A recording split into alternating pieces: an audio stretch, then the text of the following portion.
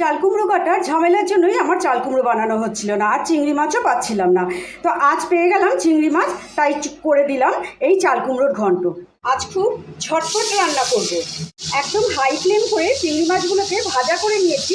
এইবার আমি চিংড়ি মাছগুলোকে উঠিয়ে ফেলব। তাইতে আরও একটু তেল দিয়ে দিলাম, দুটো শুকনো লঙ্কা, একটা তেজপাতা, 5 ফোড়ন। এবার বড় একটা পেঁয়াজ কেটে দিয়ে দিলাম। হাই ফ্লেম করে পেঁয়াজটাকে ভাজা করে নিলাম। এইবার দিয়ে দিলাম রসুন, 1 চামচ আদা বাটা। মশলাটাকে কষিয়ে নিলাম। মশলা কষে গেছে, এবার ঝিরি করে চাল কুমড়ো কেটে দিয়েছিলাম, চাল কুমড়ো দিয়ে দিলাম, লবণ দিয়ে দিলাম, হলুদ দিলাম, সবকিছু ভালো করে নাড়াচাড়া করে ঢাকনা চেপে দিলাম। এর মধ্যে আমি বার কয়েক ঢাকনা খুলে খুলে নাড়াচাড়া করে দিয়েছি। ভেজে রাখা চিংড়ি মাছগুলো দিয়ে দিলাম, সামান্য একটু দুটো কাঁচা লঙ্কা দিলাম, শাহি গরম মশলা, 1 চামচ ময়দা ছড়িয়ে দিলাম, ভালো করে নাড়াচাড়া করে দিলাম, 1/2 চামচ ঘি দিয়ে দিলাম। চাল কুমড়োর রেসিপি হয়ে গেছে।